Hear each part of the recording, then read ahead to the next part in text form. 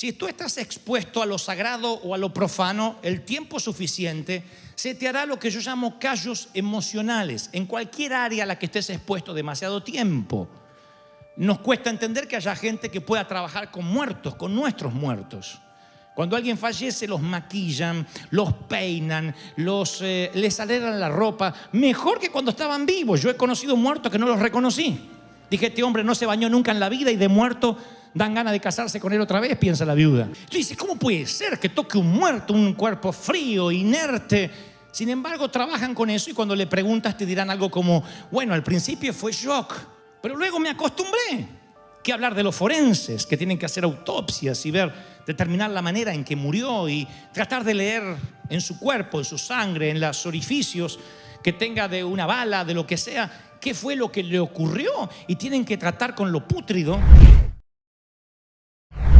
Conducía y no puedo decir que sentí la voz audible del Señor, pero tuve esa corazonada de una palabra que insistentemente, o una frase que venía a mi mente y a mi corazón una y otra vez. Supuse al principio que estaba recordando algo y después, ni modo, entendí que ese era el Espíritu Santo que de alguna forma me hablaba y me estaba direccionando a un mensaje. Lo que me venía a la mente era, y no sabía, no sabes, no sabía, no sabes, no sabía. Yo no entendía qué era lo que el Espíritu Santo quería decirme. Me llegué por la tarde a casa y empecé a buscar en la Biblia, en las concordancias, si aparecía la frase no sabía, son dos palabras, no sabía. Y de pronto salta a mi vista que no sabía aparece en 2 episodios muy particulares, conectados entre sí, aunque distanciados en tiempo. Los dos involucran a personajes conocidos de los que componen los profetas o los hombres de Dios del Antiguo Pacto. Uno de ellos es Sansón, uno de los jueces de Israel, que la Biblia narra. La mayoría conoce la historia y si no les repaso rápido, no se trata de un héroe de la mitología griega. Sansón realmente existió, no hablamos de Hércules. Hablamos de Sansón, aquel hombre cuya fuerza sobrenatural residía en que la presencia de Dios, que la unción de Dios reposaba sobre él. Ustedes saben que se involucra con una mujer. Esta mujer trata de quitarle el secreto de su fuerza y luego él finalmente termina confesándole. Ella le dice que los filisteos los van a atacar. Él trata de hacer lo que siempre hace, que es soltarse de cómo está amarrado e ir en contra de los enemigos, pero hay una ocasión en que él ya no puede y ahí es cuando aparece la palabra que el Señor me dictaba en el automóvil antes de enterarme de esta historia o de saber o de unir los puntos con la historia bíblica. Jueces 16:20 dice, y Sansón no sabía que Jehová se había apartado de él.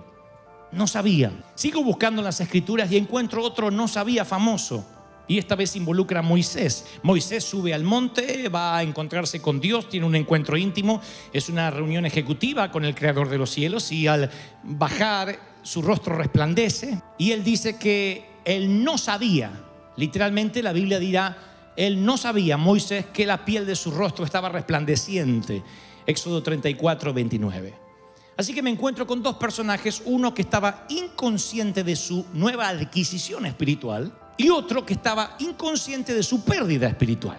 Y ambos, aunque el primero parecería que fuera lo catastrófico, Sansón, descubrir que la unción no está sobre él, y lo segundo, bueno, no es mucho el problema de que no sepa que está ungido, al contrario, supongo que eso lo hace humilde. No, cuando esto se lleva a los términos espirituales es grave. Mi gran paranoia ha sido, es y será hasta el fin de los días en que Dios me tenga a bordo de esta nave insignia, es que lo sagrado se vuelva común, que de pronto demos por sentado lo que tenemos. Y ese es el caso de Moisés. Claro, yo no estoy diciendo necesariamente, escrituralmente, que Moisés haya tratado con desdén el brillo de su rostro o que no le haya importado. De hecho, luego se colocará un velo para que los demás no tengan que ver su reflejo. Pero digo, nada más con notar que Moisés bajaba de la montaña y no se da cuenta de que su rostro brilla, no me habla solamente de la modestia del profeta, sino de algo que yo llamo el efecto de callosidad. Si tú estás expuesto a lo sagrado o a lo profano, el tiempo suficiente, se te hará lo que yo llamo callos emocionales en cualquier área a la que estés expuesto demasiado tiempo. Nos cuesta entender que haya gente que pueda trabajar con muertos, con nuestros muertos. Cuando alguien fallece, los maquillan, los peinan, les alegran la ropa, mejor que cuando estaban vivos. Yo he conocido muertos que no los reconocí.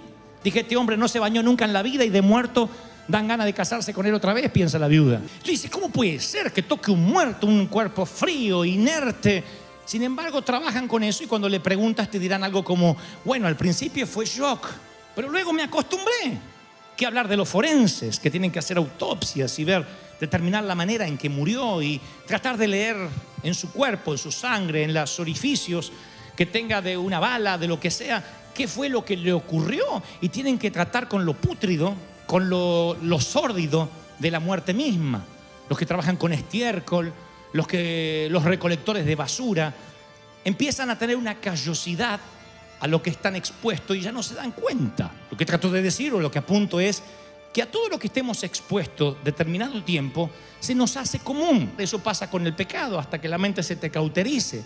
Tu corazón parece que va a saltar del cauce la primera vez que ves una imagen pornográfica y dices, bueno, simplemente vi una imagen, solo es eso, ya me arrepentí. Pero luego eso es una semilla que queda sembrada en tu subconsciente y quieres ver más, y quieres ver más, y quieres ver más. Y cuando te adentras en la gente que confiesa sus adicciones, te encuentras con zoofilia, con necrofilia y cualquier perversión, hasta la pedofilia que incluye a los niños. Y tú dices, ¿cómo llegaron hasta ahí? Un espíritu los tuvo que haber agarrado. No todo es tan lineal. A veces es simplemente una pequeña puerta a una callosidad espiritual. Apagas ciertas alarmas hasta que luego ya no escuchas nada. Y dices, bueno, simplemente ya no tengo esa necesidad de arreglar mis cuentas con Dios a diario. La unción es exactamente lo mismo y es peor incluso que el pecado, no estar consciente de lo que tenemos. Hay momentos que damos por sentado las cosas que deberíamos agradecer a diario. De hecho, no debería existir un corazón desagradecido. Porque si estás aquí, insisto, y no tuvieron que empujarte en una silla de ruedas, ya tienes mucho más que la mayoría. Si estás comprendiendo la mayoría de lo que trato de decir, entonces tienes un intelecto sano. Ya deberías agradecer por eso. Y si además tomaste una taza de café esta mañana, eres gran parte de los ricos de este mundo. Así que eso ya debería ser una razón para agradecer y decir, Señor, qué honor, qué privilegio. Ahora, yo no estoy diciendo que necesariamente tengamos que tratar con desdén la comodidad, las cosas que Dios nos dio. Lo que trato de decir es que por momentos perdemos la perspectiva de lo que sí tenemos y nos quejamos de la abundancia. Nuestros hijos se crían con cosas que nosotros ni siquiera habíamos soñado. De verdad, de donde nosotros venimos, yo recuerdo que la pobreza se podía notar. Yo les contaba en el servicio anterior que había una consigna en casa. Si tú dejabas una luz encendida, papá te podía llegar a castrar de manera literal, no es una metáfora. ¡Apaga la luz! De cualquier habitación que dejamos. Y para ir a la nevera, yo nunca sabía lo que había dentro de la nevera porque eran segundos. Cerrá, que se escapa el frío, se escapa el frío, se escapa el frío. Y teníamos que cerrar. Mis hijos hoy abren la nevera así, ven un racimo de uva y comen una uva de a una. Para él la nevera es un iPad. Y si uno le dice, se escapa el frío, hay más, te dice. Mi gran temor es que ellos den por sentado lo que nosotros no podíamos dar por sentado. Y es ahí cuando nos volvemos petulantes. Es ahí cuando nos volvemos insoportables. El orgullo no tiene que ver con la cuenta bancaria. Yo conozco gente rica que es tan miserable en su carácter, es tan pobre, aunque tiene una fortuna en el banco y una mansión en la zona más exclusiva. Y conozco gente que no tiene lo que quisiera tener, pero vive feliz, tiene el contentamiento que decía el apóstol Pablo, sabe regocijarse en lo que tiene. ¿Por qué? Porque el dinero, como dije hace unos servicios atrás, el dinero no te cambia, muestra lo que eres. Cuando eras pobre no podías mostrar lo que eres, ahora sí lo puedes mostrar. Entonces ahora la gente sabe cómo lo cambió los Estados Unidos. No, es que antes nadie te veía. Ahora lo puedes mostrar. A veces vemos un boxeador, un jugador de fútbol que de la noche a la mañana gana una fortuna por un contrato millonario con Europa y decimos, pero qué petulante, cómo la plata lo cambió a este. No era así, nada más que nadie lo vio haciendo bullying antes porque era pobre. Ahora todo el mundo está expuesto y ve lo que es la esencia. Entonces cuando la esencia es expuesta, muchas veces justamente es a causa de la unción. A causa de la unción se nos empieza a notar lo que somos. Y una de las cosas que se empiezan a notar es el desdén que tenemos hacia la propia unción que reposa sobre nosotros. ¿Por qué de pronto todo se nos hace común? ¿Por qué podemos prescindir de un servicio de domingo diciendo, bueno, me voy de vacaciones este domingo? Sí, podría irme cualquier día, pero voy el domingo.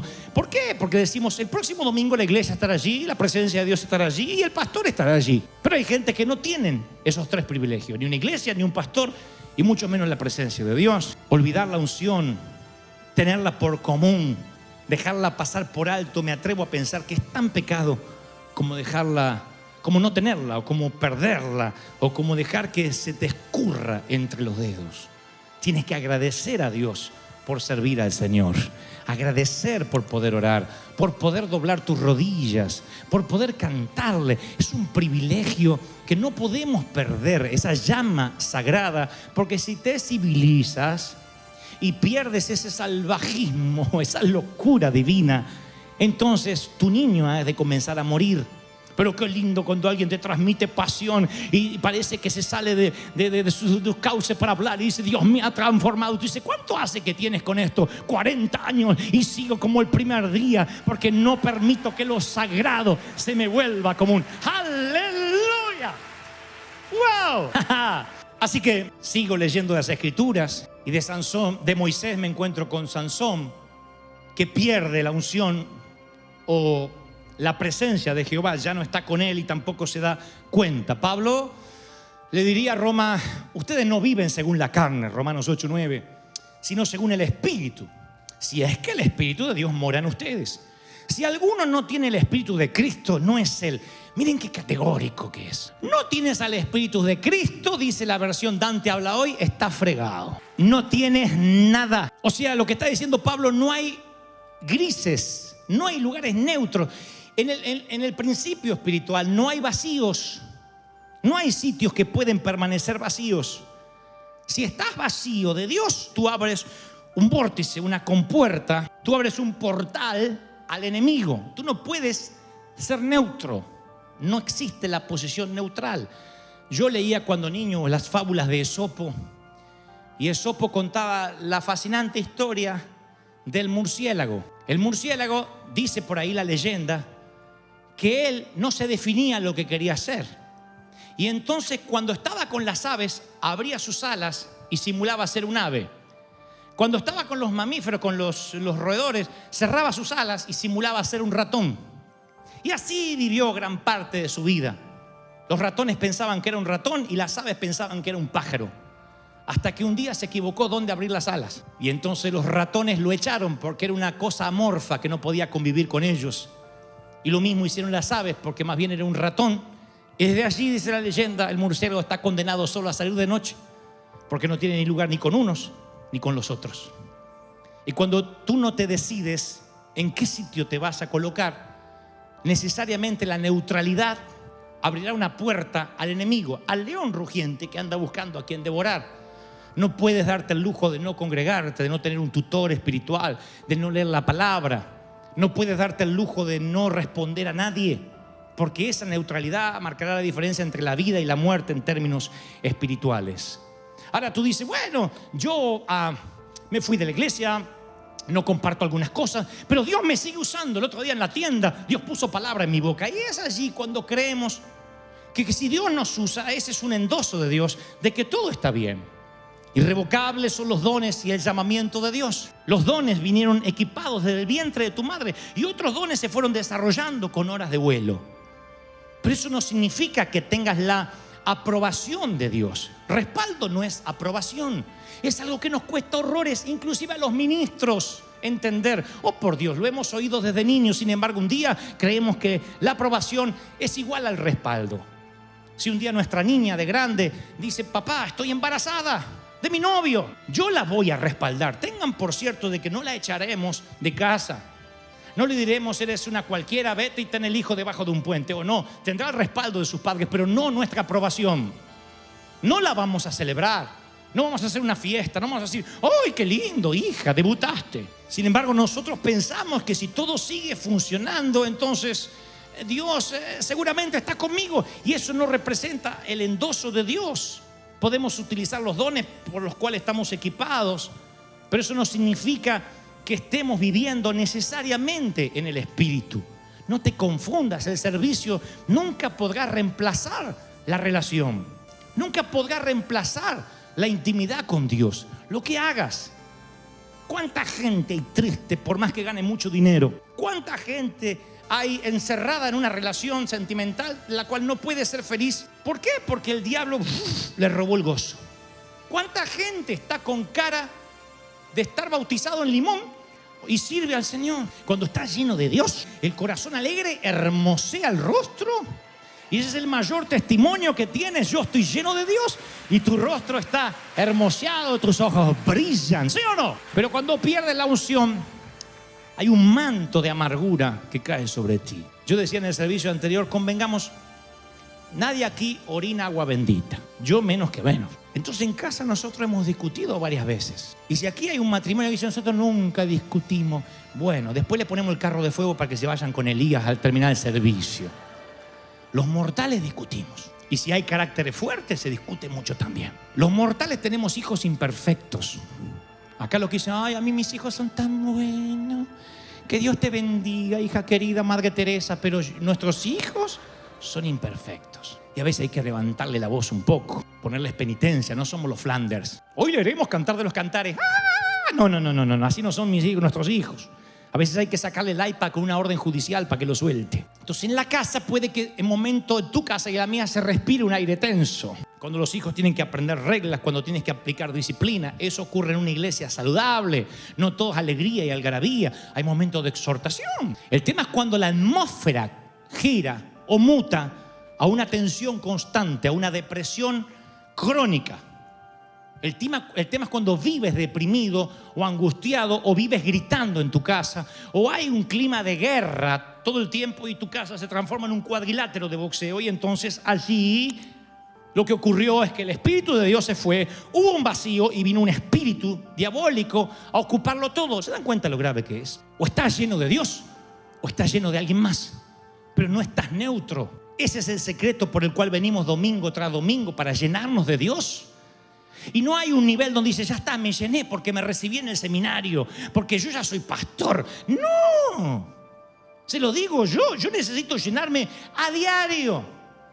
Porque cuando me levanto a la mañana y oro, yo siento que estoy un 100%, pero subo al freeway y se me baja un 80%. Y luego alguien me habla en inglés y no me entiende y quiero comer y se me baja un 40%. Y mi señora me dice, mi mamá viene a casa y se me baja a 0 la unción. Pobre suegra, Dios la mantenga en la gloria y lejos en Argentina. Y entonces necesito llenarme porque luego yo siento que estoy beligerante, que mi carácter está a punto de explotar, soy una bomba de tiempo, que tengo poca paciencia con mis hijos. Me doy cuenta que contesto mal, que cualquier tontería, bobería o babosada me saca de la gloria y se me vuela la paloma y me bajan los buitres. Y tú dices, ¿qué me está pasando? Me estoy volviendo viejo. Te estás vaciando. Y bienvenido a la vida real. Ustedes tienen vidas reales. ¿Ustedes creen que esta unción y esta palabra te va a durar hasta el próximo domingo? ¡No! ¿Qué necesitas? Llenarte, recordar. Desde Génesis hasta Apocalipsis la palabra es recuerda. Lo que pasa es que nosotros tenemos adversión a la idolatría y todo nos parece idolatría. Nosotros tenemos un arca del pacto allí, una réplica obviamente, y nadie la está adorando, pero nos recuerda que tuvimos 3 años congregándonos en hoteles. Y el arca del pacto tipificaba la presencia de Dios en cada sitio, en cada lugar. Pon unas piedras, son 12 piedras a la orilla del río para que tus hijos pregunten ¿de qué es? Es Dios que nos hizo pasar por tierra seca. Coloca una piedra, coloca un altar. La Biblia está llena de altares, de piedras. Lo que pasa es que nosotros enseguida pensamos idolatría. La Biblia puede ser bibliolatría también, porque la Biblia no es un fin en sí mismo. No sirve el conocimiento si no hay transformación. Como dije la vez pasada, ¿de qué sirve que te aprenda todos los versículos de memoria si no los aplicas en tu vida? Si no sabes vivir la palabra a través del Espíritu Santo. ¿Me están entendiendo, sí o no? Entonces el Señor dice, una vez más, no puedes nunca permitir que lo sagrado se vuelva profano, pero tampoco puedes permitir que lo profano se vuelva sagrado. Tienes que entender bien dónde estás parado en el Señor y decir, tan pronto yo pierda lo sagrado, estaré tocando lo profano. Es así, es visceral, es literal, es tal cual lo estoy transmitiendo. Tienes una cosa o tienes la otra. Por eso es que no existe la gente buena en sí misma. Si no tiene a Cristo en el corazón, esa persona está en pecado, aunque diga, tengo una sola esposa, tengo un perro, pago mis impuestos. Eso habla de que no existe la neutralidad. Saúl se llena de celos. Escucha una canción: Saúl mató a 1000 y David a sus 10,000. Y se llena de celos y le empieza a tirar lanzazos al que se supone es el yerno, al que le dio la dignidad poca que está teniendo Israel en este momento, de quitarlo de las fauces de un gigante filisteo que 2 veces al día en el valle de Ela los provocaba. Y lo quiere matar porque está lleno de celos, de envidia. Cuando pierdes la unción, hay una miopía que te agarra y todo lo que hace otro para Dios empieza a molestarte.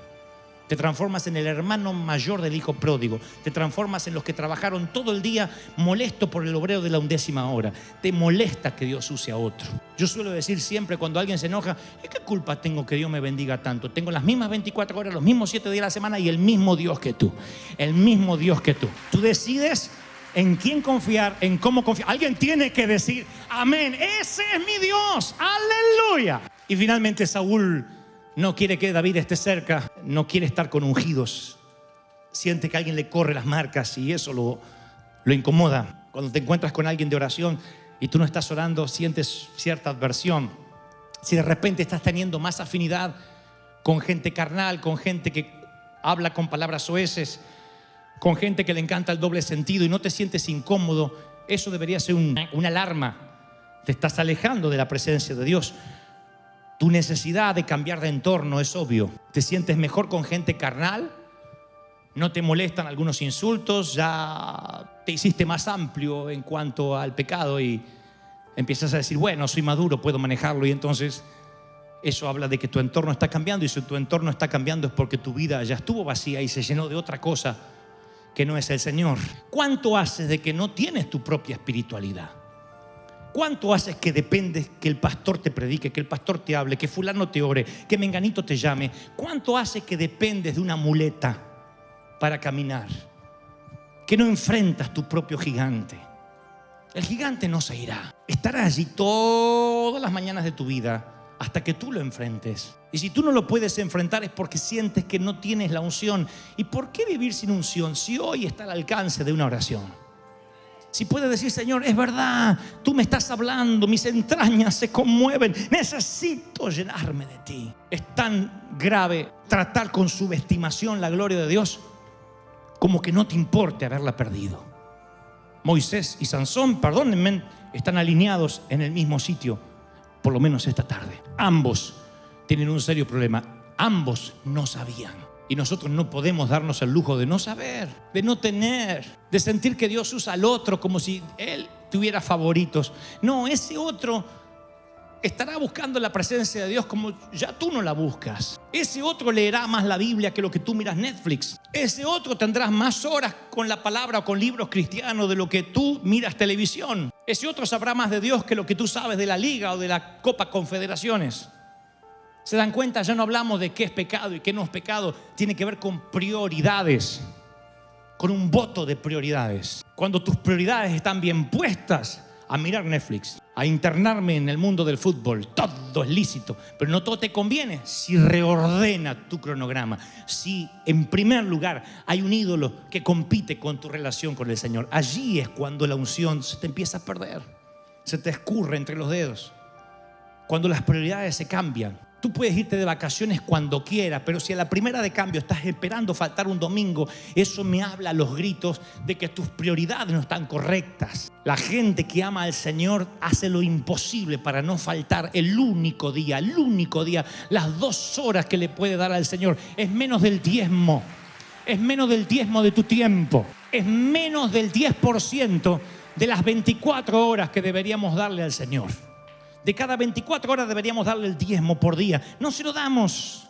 Ni siquiera somos el pueblo judío que tenemos un día donde no hacemos nada y solo es el día del Señor. No, nosotros nos vamos de aquí, algunos vamos a almorzar, otros se van a la casa, otros miran televisión y otros se relajan. Ya tuvimos nuestra cuota de Dios. Eso no debería ser un motivo de agradecimiento. Sí, Dios no nos pide más, pero pide que tu consciente esté aquí.